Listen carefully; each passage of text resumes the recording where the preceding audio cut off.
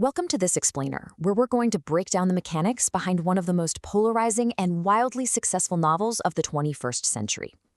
Whether you've actually read it, seen the movie, or honestly just heard the massive cultural debate surrounding it, Dan Brown's The Da Vinci Code absolutely changed the landscape of popular fiction. But how exactly did a story about art history, cryptography, and religious symbology become such a global obsession? Today, we're going to deconstruct the specific anatomy of this phenomenon. First, we have to talk about the sheer scale of this success, because it is staggering. 80 million copies. That number completely cements this book as a massive cultural blockbuster. When it dropped as the second book in a series, it skyrocketed to the top of the New York Times bestseller list and literally refused to leave for 2 solid years. To reach 80 million people, an author has to tap into something way deeper than just a standard mystery. They have to engineer a perfectly paced reading experience. So here is our syllabus for today's breakdown. We'll be looking at the Da Vinci phenomenon, Secret 1, the contract, Secret 2, the crucible, Secret 3, the clock, controversy as a catalyst, and finally, the ultimate thriller legacy. Let's dive right into part 1, the Da Vinci phenomenon, setting the stage. Published in 2003, this story took over the world by blending mystery, history, art, and religion into this incredibly tantalizing puzzle. It hit the cultural zeitgeist at exactly the right moment. But, a great premise just isn't enough on its own. You need a structural engine to keep readers eagerly turning those pages at 2 in the morning. And that is where Dan Brown's masterclass in thriller writing comes in. It's built entirely on 3 core secrets: the contract, the crucible, and the clock. He intentionally structures his novel around intellectual mysteries, codes, symbols, hidden knowledge. But he uses these 3 mechanics to drive the plot with the exact same physical tension as a high-octane car chase. So let's look at Section 2, Secret 1, the contract, planting the big question. The essential hook that grabs you from page 1 is the contract. Basically, this is a promise to the reader that the big question will be answered. If you're asking your audience to invest their time, you have to guarantee a massive payoff. And Brown does this masterfully right out of the gate. He opens with a shocking murder inside the Louvre Museum in Paris.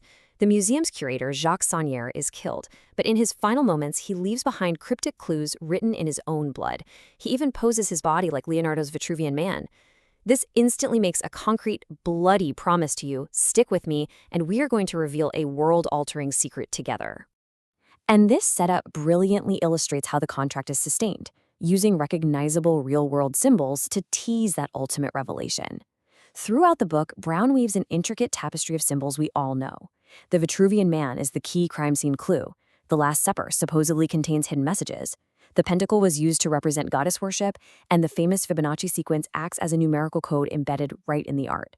By using these recognizable touchstones, Brown anchors his fiction in reality, constantly teasing his version of the Holy Grail, portrayed here not as a literal cup, but as the suppressed bloodline of Jesus and Mary Magdalene. Moving on to Section 3, Secret 2, the crucible, the path of maximum resistance. Now, a promise is nothing without a struggle, right? The crucible is all about making things exceptionally difficult for the protagonist. In any great thriller, you can't just let the heroes walk up and take the prize. You have to put immense, mounting obstacles in their way. In this story, our heroes are Robert Langdon, a calm, analytical Harvard professor of symbology, and Sophie Nouveau, a brilliant French cryptologist who also happens to be the murdered curator's estranged granddaughter. Brown ensures that their journey to uncover the truth is incredibly perilous. Just look at the absolute gauntlet these two have to run. First, Langdon doesn't just investigate the murder, he is framed for it by Captain Bazou Fache and the French judicial police. So he's forced to decipher clues while actively on the run. And if the police weren't enough, they're also being hunted by Silas, a tragic but lethal self-flagellating assassin.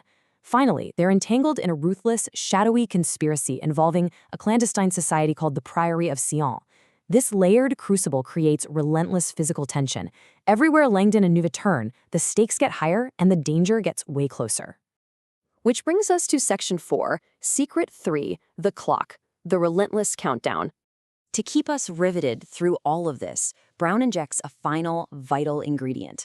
The clock is all about creating urgency through intense time pressure.